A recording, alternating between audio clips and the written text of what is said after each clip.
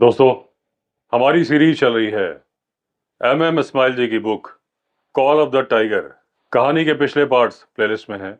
हमारी जो कहानी चल रही है the man eating tiger of people झोंपा, उसे आगे कंटिन्यू करते हैं। अब कुछ ही मिनटों के बाद मैं मचान के ऊपर चढ़ गया और मेरे जूते, मेरे मोजे बुरी तरह से भीगे हुए थे और मुझे बहुत ज्यादा ठंड लग रही थी क्योंकि पानी बर्फ की तरह से ठंडा था। मेरे ट्राउजर भी भीग चुकी थी, तो मैंने अपने जूते मोजे नीचे फेंक दिए और ट्राउजर को सूखने के लिए पेड़ की डाल पर लटका दिया। और मैंने कंबल अपने पैरों पर लपेट लिया और ग्रेट कोट अपने कंधों पर डाल लिया। अब मेरे शरीर में गर्माहट आ चुकी थी। थर्मस से मैंने चाय निकाली और चाय पी। अब जो मैंने अपनी ट्राउजर टांगी थी पेड़ की डाल पर, उससे टप टप पानी की बूंदें गिर रही थी और बिना मतलब का शोर कर रही थी। अब मैं नहीं चाहता था कि ऐसा कोई भी शोर हो जो कि टाइगर को अलर्ट कर दे, तो मैंने अपनी ट्राउजर भी नीचे फेंक दी। अब मुझे मालूम था कि नीचे गिरने के बाद वो ट्राउजर सूखेगी नहीं, लेकिन सूखे या ना सूखे, क्रिसमस की इवनिंग तक मुझे उनकी जरूरत नहीं थी। अब उस दिन मैं करीब 20 मील की दूरी तक चला था और मैं बहुत ज्यादा भूखा था। अब मैं जो मचान में खाने का सामान छोड़कर गया था, जब मैं उन गांव वालों को गांव के पास तक छोड़ने गया था, उस बचे हुए खाने को मैंने खाया। उसके बाद मैंने थोड़ी और चाय पी, साथ में सुलगाया पाइप जिसे मैंने छिपा लिया था अपने ग्रेट कोट के अंदर। अब जब ये सब मैंने कर लिया, उसके बाद मैं फिर से फिट हो गया। अब चांदनी रात थी, पूरा का पूरा नाला साफ नजर आ रहा था। अब मुझे 200 गज की दूरी तक दोनों तरफ साफ साफ दिख रहा था। टाइगर अगर आता तो मुझसे बच नहीं सकता था। अब जो जंगली नाले में पानी था, चंद्रमा की रोशनी में चांदी की तरह चमक रहा था। अब जंगल में जो रात की आवाजें आती हैं, वो आनी शुरू हो गई थी। दो नाइटजार दूर बैठ के बोल रहे थे। जंगल से झींगरों की आवाज भी आ रही थी और मेढक भी अपनी टर्र टर्र कर रहे थे। अब मुझे लग रहा था कि लंगूर आसपास हैं कि नहीं है। मुझे पूरी उम्मीद थी कि वो हैं, क्योंकि उनके होने से मुझे बड़ी सहायता मिलने वाली थी। क्योंकि जैसे ही कोई कार्निवोरस जानवर इस तरफ को आएगा, वो अलार्म कॉल जरूर करेंगे। अब क्योंकि मैं बहुत ज्यादा थका हुआ था और अब थोड़ा कंफर्टेबल हो गया था, तो भले ही अभी रात के 10 बजे थे, लेकिन मुझे बहुत ज्यादा नींद आ रही थी। अब मुझे बड़ा गुस्सा आ रहा था कि मुझे नींद क्यों आ रही है, क्योंकि ना सिर्फ जब आप टाइगर को मारने के लिए बैठे हो और आप सो जाओ तो टाइगर के हाथ से निकल जाने का डर है, इतने नीचे के मचान पर बैठ के मैन ईटर टाइगर के इलाके में सो जाना अपनी जिंदगी के भी हाथ से निकल जाने जैसा है। अब मैंने बहुत ज्यादा कोशिश की नींद को भगाने की, और उसमें मेरी मदद की चाय के प्याले ने। अब नींद भाग चुकी थी। अब आधे घंटे के बाद लंगूरों ने अजीब सी आवाजें निकालनी शुरू कर दी। ऐसा लग रहा था कि उन्होंने टाइगर या लेपर्ड देख लिया है और अपनी भाषा में वो उसे गाली दे रहे हैं। अब ऐसा लग रहा था कि लंगूर और रीसस मकाक बंदर खांस रहे हैं, क्योंकि वो कुछ इस तरह की आवाज ही निकालते हैं और इसी को कहते हैं उनकी अलार्म कॉल। अब इस आवाज में डर भी होता है, गुस्सा भी होता है, और इस आवाज को वो बार बार निकालते हैं। अब जब तक उनको कार्निवोरस दिखता रहता है, वो ऐसी आवाजें निकालते रहते हैं। अगर कार्निवोरस जानवर उनकी निगाहों से गायब हो जाए, तो भी थोड़ी देर तक वो ऐसी आवाजें निकालते हैं। टाइगर और लेपर्ड के मामले में यह आवाज एक्यूरेट होती है। हालांकि मैंने कई मामलों में ऐसी आवाजें निकालते हुए देखा है लंगूरों को, जब वो देखते हैं जंगली कुत्तों को, यानी ढोल को। अब मेरा एक वायर हेयर्ड टेरियर था, जो कि लेपर्ड और टाइगर से तो नहीं मिलता था, लेकिन लंगूरों ने जब उसे देखा था तो उन्होंने उसे देख के भी वैसी ही अलार्म कॉल निकाली थी। अब जब मैंने लंगूरों की आवाज सुनी थी, उसके करीब 15 मिनट के बाद एक काला साया एक तरह से ग्लाइड करते हुए आ रहा था। ऐसा नहीं लग रहा था कि वो चल रहा है। और वो जो गेम ट्रैक थे नाले के पास में, उनमें से एक गेम ट्रैक से ही वो साया आ रहा था। अब जब वो नजदीक आया तो मैंने देखा एक बड़े साइज का लेपर्ड था वो, और शायद ये वही लेपर्ड था जिसे मैंने पिछली रात भी देखा था।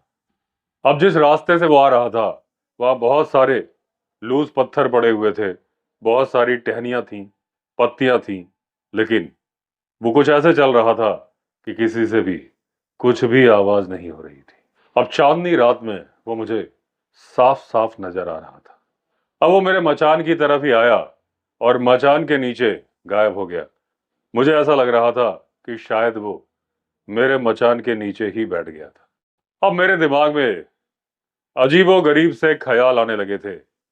मुझे ऐसा लग रहा था कि कहीं ऐसा तो नहीं कि वो मैन ईटर टाइगर ना हो, लेपर्ड ही हो, गांव वालों को देखने में धोखा हो गया हो। मैंने ऐसी घटनाएं पहले भी देखी हैं कि यहां तक कि कई बार गांव वाले कसम भी खा लेते थे कि साहब हमने जिसे देखा है वो धारी वाला टाइगर था जो कि हमारे गधे, गाय और घोड़े मार रहा था। लेकिन जब बाद में चेक किया गया तो वो टाइगर नहीं था, वो लेपर्ड था। क्योंकि कई बार जब लोग बहुत ज्यादा डरे हुए होते हैं तो वो ठीक से देख नहीं पाते। अब अगर ये लेपर्ड ही मैन ईटर है तो इसका मतलब उसने मुझे मचान पर चढ़ते हुए देख लिया है। अब वो मेरे मचान से 10 फीट नीचे बैठा है मेरे इंतजार में, और शायद वो अपनी जबान भी फेर रहा है क्योंकि इसे स्वादिष्ट भोजन जो नजर आ रहा है। अब ये ख्याल बहुत ही ज्यादा विचलित करने वाला ख्याल था, लेकिन इस ख्याल के विपरीत या खिलाफ बहुत सारे सबूत थे। जैसे कि मैंने जो पग मार्क देखे थे जुते हुए खेत में, वो साफ साफ टाइगर के ही थे। और जितने भी इंसानों पर हमले हुए थे वो दिन के वक्त हुए थे, और मैन ईटर लेपर्ड दिन में शिकार नहीं करता। जिस आदमी के सामने बैलगाड़ी के ऊपर उसके साथी पर हमला हुआ था उसने साफ साफ बगल से टाइगर को उसके साथी को ले जाते हुए देखा था। अब हालांकि डर की वजह से वो गलती कर सकता था, लेकिन जो आखिरी शिकार हुआ था महिला पर, उस टाइम पर 8 से 9 आदमियों ने टाइगर को देखा था ले जाते हुए महिला को। अब 8-9 आदमी एक साथ एक ही गलती नहीं कर सकते। अब जब ये सबूतों का मैंने ध्यान किया तो जो विचलित करने वाले ख्याल मेरे मन में आ रहे थे वो ख्याल चले गए। अब मुझे दूसरी बातें विचलित कर रही थी, वो ये कि कहीं लेपर्ड मेरे जूते पहन के तो नहीं चला जाएगा, और कहीं वो मेरी ट्राउजर तो पहन के नहीं चले जाएगा। और अगर वो चला गया तो फिर मैं क्या पहनूंगा। करीब आधे घंटे तक वो लेपर्ड मेरे मचान के नीचे बैठा रहा। मैं उसे देख तो नहीं पा रहा था, लेकिन उसकी सांसों की आवाजें मैं सुन पा रहा था। शायद मेरी तरह के ख्याल उसके भी थे। वो 3 तेंदू के पेड़ों के बीच में छिप के बैठना चाहता था क्योंकि वहां से वो दोनों गेम ट्रैक नजर आते थे जिससे जानवर नाले में आते थे। अब थोड़ी देर बाद वो मेरे मचान के नीचे से उठा, सामने नाले के पास में खड़ा हो गया। चांदनी रात में वो मुझे फिर साफ नजर आ रहा था। अब उसने अगले पैर एक बोल्डर के ऊपर रख दिए जो कि करीब 1 फुट ऊंचा था। अपनी गर्दन को थोड़ा सा आगे निकाला, बॉडी को थोड़ा सा स्ट्रेच किया, और उसके बाद उसने अपनी चिर परिचित आवाज निकालनी शुरू कर दी, जिसे कि बोला जाता है सॉइंग साउंड। यानी कि आरी से जब लकड़ी को काटा जाता है तो जो आवाज निकलती है वही आवाज होती है जो होती है लेपर्ड की आवाज। अब उस आवाज को डिस्क्राइब करना बड़ा मुश्किल है, लेकिन आप उसे पहचान सकते हैं अगर वो आवाज आपने सुनी हुई है। अब ये सांस की आवाज और ग्राउल की आवाज को मिला दिया जाए तो कुछ ऐसी आवाज ही निकलती है। अब ये जो लेपर्ड की आवाज होती है इसमें बहुत ज्यादा पावर होता है, और ये काफी दूर से सुनी जा सकती। अब मुझे लगता है जिन लोगों ने भी जंगल में लेपर्ड को इस तरह की आवाजें निकालते हुए सुना है वो शायद बहुत भाग्यशाली होते हैं। अब ये जो लेपर्ड को आवाज निकालते हुए देखा था, ये अपने आप में एक अनोखा एक्सपीरियंस था। अब लंगूरों ने दोबारा अलार्म कॉल की, कुछ इस अंदाज में जैसे कि वो लेपर्ड को डांट रहे हों। और दूर से सांबर डियर ने भी आवाज की। अब वो लेपर्ड थोड़ी देर तक तो मेरे सामने रहा, मेरा मनोरंजन करता रहा, और उसके बाद बिना कोई आवाज किए वो वहां से ऐसे गायब हो गया जैसे कि वो वहां पर था ही नहीं। लेपर्ड ने नाले से वो गेम ट्रैक लिया था। थोड़ी देर तक तो वो मुझे दिखता रहा और उसके बाद दिखाई देना बंद हो गया। अब 4 जंगली सुअर पत्थरों पे चल के जा रहे थे और उनके चलने से पत्थर गिर रहे थे, जोरदार आवाजें हो रही थी। अब उन जंगली सुअर में एक जंगली सुअर ऐसा था जो कि बड़ा था और वो अपने दांत, जो उसके टस्क होते हैं, उन्हें आपस में टकरा रहा था और उससे आवाजें निकल रही थी, जिसे कई बार लोग, उन आवाजों को सुन के कई बार लोग गलत फहमी का शिकार हो जाते हैं। उन्हें लगता है कि ये आवाजें उनके खुरों से आ रही हैं।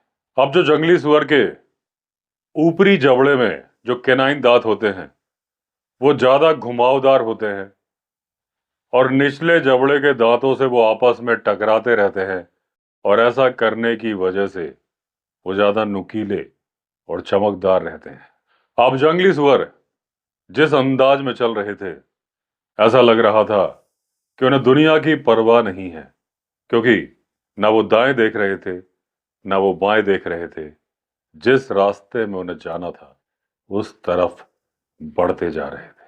अब मैं मन ही मन सोच रहा था कि अगर ये जंगली सुअर थोड़ा पहले आ गए होते तो मेरा मनोरंजन और हो जाता, क्योंकि उस वक्त वहां पर लेपर्ड बैठा था। हालांकि मुझे मालूम था कि वो लेपर्ड इतनी हिम्मत करता नहीं कि वो उन जंगली सुअर पर हमला करता। एक बड़े साइज का वाइल्ड बोर जंगल के कुछ खतरनाक जानवरों में से एक होता है। इतना खतरनाक कि एक टाइगर भी उसके ऊपर हमला करने के पहले कई बार सोचता है। अब उस रात मेरे सामने और कुछ आया नहीं, और जब सुबह हल्का पीलापन आ गया आकाश में, उस वक्त जो ठंड थी वो जबरदस्त थी। अब मैं एक तरह से ठंड की वजह से जम चुका था, और जिस तरह से बर्ड्स इंतजार करती हैं सुबह की पहली किरण का, मैं भी वैसे ही इंतजार कर रहा था ताकि मेरे अंदर थोड़ी गर्माहट आए। चंद्रमा जा चुका था, तारे भी एक एक करके जा रहे थे। अब जंगली मुर्गों ने भी बोलना शुरू कर दिया था, क्योंकि उन्हें मालूम था कि सुबह होने वाली है। अब जंगली मुर्गों का साथ दे रही थी बाकी सारी चिड़ियां, लंगूर भी खुशी मना रहे थे, और सबको एक ही बात की खुशी थी कि सुबह होने वाली है। अब करीब 1.5 घंटे के बाद सूर्य की किरणें नाले के पत्थरों पर पड़ रही थी, और उस वक्त मैं उस मचान से नीचे आ गया। अब जब सूर्य की किरणें आ जाती हैं, यानी कि दिन हो जाता है, तो वो आपके अंदर एक नया आत्मविश्वास भर देती है।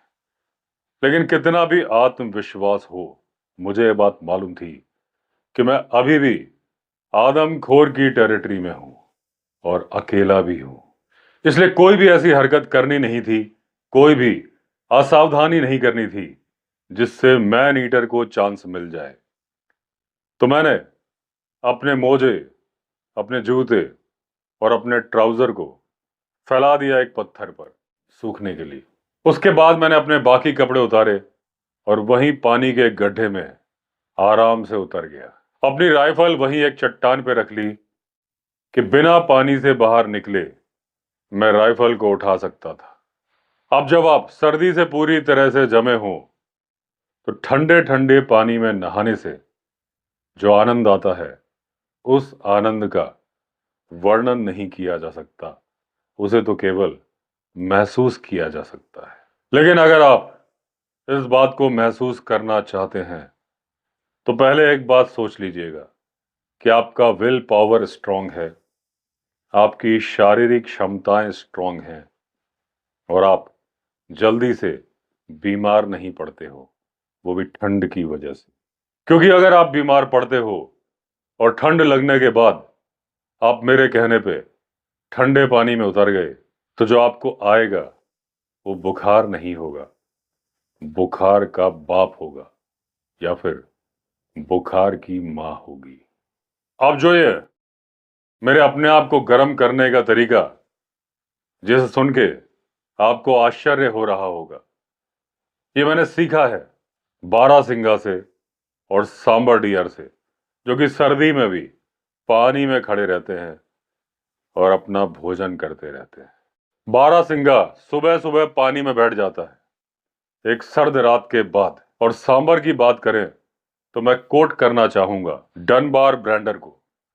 सर्दियों में उन जिलों में जहां ठंड बहुत ज्यादा होती है, फ्रॉस्ट जमी होती है, ओस भी जम चुकी होती है, ऐसी परिस्थितियों में आपको नजर आएंगे पूरे पूरे सांबर डियर के हर्ड यानी कि झुंड, जो कि पानी में, उस बर्फीले पानी में आराम से बैठे होंगे। अब पानी में हल्का हल्का सा धुआं उठ रहा होगा और उसे देख के आपको मालूम चल जाएगा कि वो पानी आसपास के माहौल की तुलना में ज्यादा गर्म है। और तब आपको समझ में आएगा कि वो जो सांबर डियर का झुंड है पानी में इसलिए लेटा है कि वो अपने आप को बाहर के मौसम की तुलना में गर्म पा रहा है। पानी कम ठंडा होता है बाहर की हवा की तुलना में। और यही मेरा मानना है कि अगर बाहर बहुत ज्यादा ठंड है तो अगर आप पानी में उतर जाते हैं तो कंपैरिजन में आपको कम ठंड लगती है। अभी जब मैं उस पानी में अपने आप को रिलैक्स कर रहा था, मैंने देखा कुछ लोग आ रहे हैं, उनके हाथ में थर्मस है जिसमें भरी हुई है गर्म चाय और उनके हाथ में है चपातियां। वहीं पास में आग जलाई गई और उस आग की गर्मी सेंकते हुए, चाय पीते हुए, चपाती खाते हुए मैंने उन लोगों को बताया कि रात में क्या क्या हुआ था। अब मुझे ऐसा लगा था कि उनमें से कुछ लोगों ने मुझे पागल समझा होगा, लेकिन ऐसा लग रहा था कुछ लोग मेरी बात समझ रहे हैं और उन लोगों ने मेरी बातों को अप्रिशिएट किया। हालांकि मैंने उन लोगों से कहा नहीं था कि तुम लोग सुबह यहां पर आना, लेकिन उन लोगों ने ये बात सोची थी कि शायद मैं भूखा होऊंगा, थका होऊंगा, मुझे चाय की जरूरत पड़ेगी और कुछ खाने की, इसलिए वो लोग खतरा जानते हुए भी वहां पर आए थे। अब कुछ लंगूर भी उस नाले में पानी पीने के लिए आए थे और मुझे मालूम था कि जब तक लंगूर वहां पर हैं इस बात की संभावना नहीं है कि वो मैन ईटर यानी आदमखोर बाघ सरप्राइज विजिट करके हमें चौंका दे। हम लोग गप्पे हाँकते रहे, चाय पीते रहे, बाजरे की चपाती खाते रहे। ये हमारा अनोखा तरीका था क्रिसमस मनाने का। अब मैंने गांव के लोगों से कहा कि इस मचान को हटाना मत यहां से, और अपनी राइफल उठाई वहां से। बाकी मचान का कोई भी सामान हटाया नहीं। अब मैंने नाले को क्रॉस किया और जिस तरफ वो चट्टानें थीं और ज्यादा घना जंगल था, मैं उस तरफ चल पड़ा सबूत ढूंढने के लिए टाइगर के पैरों के निशान या मूवमेंट के बारे में। मैंने थर्मस भेज दिया गांव के लोगों के साथ, क्योंकि उसे दोबारा भरने की जरूरत पड़ती। अब मेरे पास केवल एक रात थी जिसमें मैं रात को बैठ सकता था और एक दिन था जिसमें मैं सर्च कर सकता था उस आदमखोर बाघ की। अब मेरे पास इतना वक्त नहीं था कि मैं किसी खबर के आने का इंतजार करूं। मुझे तो जंगल में टाइगर को ढूंढना था, क्योंकि एक ही दिन तो था। अब जो टाइगर के मिलने की संभावना थी वो नेचुरल फॉरेस्ट था और फैला हुआ था 50 स्क्वायर माइल्स में। अब आप एक ऐसे जंगल में अकेले चल रहे होते हैं जहां बहुत ही घना जंगल है, जगह जगह गेम ट्रैक्स हैं यानी जंगली जानवरों की पगडंडियां हैं।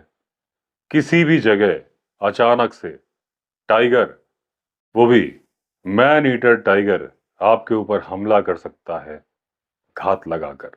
अब जब आप ये काम कर रहे होते हैं तो आप बहुत ज्यादा खुश तो नहीं होते और शायद अपने इस काम को उतना पसंद भी नहीं कर रहे होते।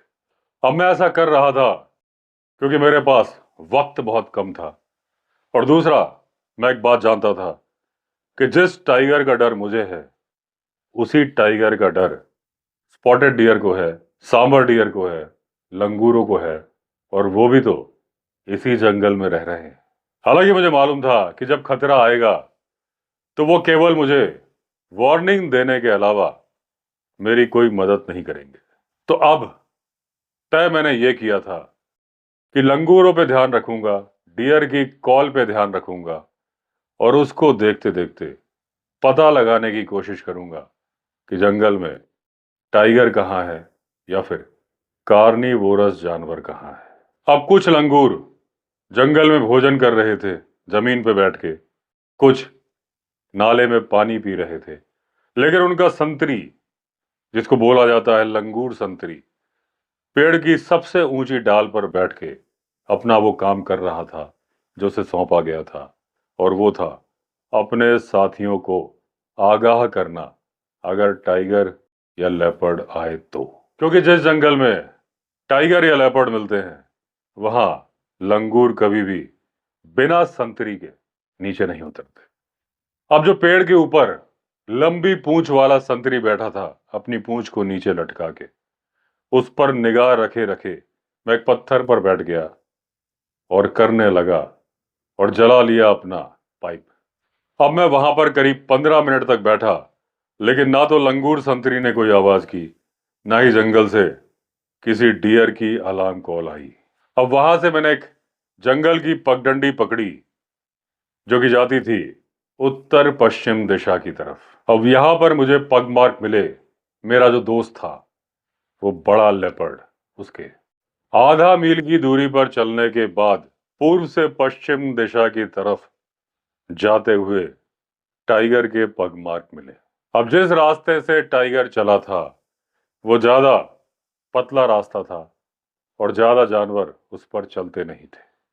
हालांकि ये निशान 3-4 दिन पुराने थे, लेकिन फिर भी इन्होंने थोड़ी उम्मीद जगाई थी कि मुझे मालूम तो चला था कि टाइगर किस तरफ जाता है, क्योंकि बिना कुछ पता किए दिशाहीन जंगल के अंदर भटकने से तो कुछ हासिल नहीं होने वाला था। क्योंकि अब ये उम्मीद जगी थी कि अगर इन निशानों का पीछा मैं करूंगा जो कि जा रहे थे उन पथरीले घने जंगल वाले इलाके की तरफ, तो ये मालूम तो चलता कि टाइगर कहाँ छिपता है और किस तरफ जाता है।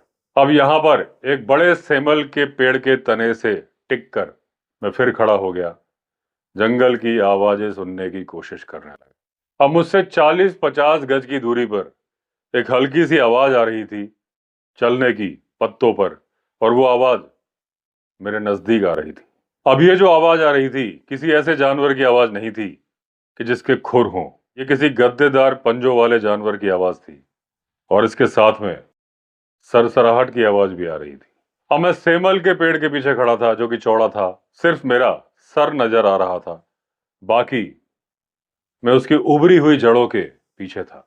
और वो जो जंगल की पगडंडी थी मुझसे करीब 3 से 4 फीट की दूरी से जाती थी।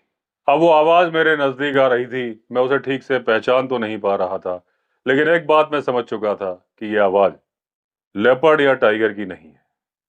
थोड़ी देर बाद देखा तो एक मॉनिटर लिजार्ड आई, अपने पंजों पे चल रही थी और उसकी पूंछ जमीन में रगड़ खा रही थी।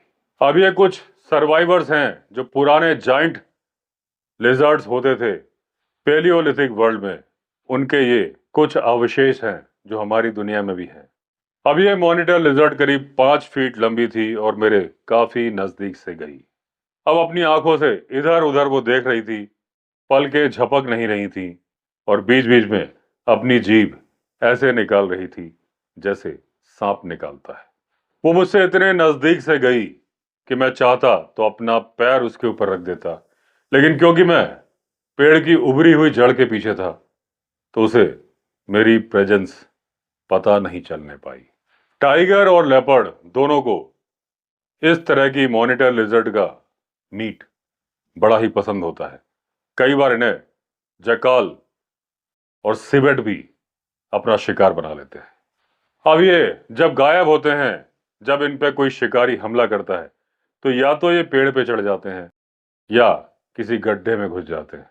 वैसे तो काफी तेज दौड़ते हैं, लेकिन जो इनके शिकारी होते हैं उनसे ज्यादा तेज ये नहीं दौड़ पाते। अब जब ये मुझसे 10-15 फीट की दूरी तक चला गया, उसके बाद उस पेड़ की जड़ से बाहर आया और फिर जंगली पगडंडी में आगे चलने लगा। तो दोस्तों, इस एपिसोड में इतना ही। बाकी की कहानी कंटिन्यू करेंगे अगले एपिसोड में। और दोस्तों, मेरी मदर डॉक्टर गीता अवस्थी का भी एक स्टोरी चैनल है। अगर आपको स्टोरी पसंद है तो आप उनका चैनल भी देख सकते हैं। उनके चैनल का नाम स्क्रीन पर दिया हुआ है। वो सोशल मैसेज की स्टोरीज खुद लिखती हैं और खुद सुनाती हैं। तो चलिए फिर मिलेंगे अगले वीडियो में। तब तक के लिए all the best. Vande Mataram.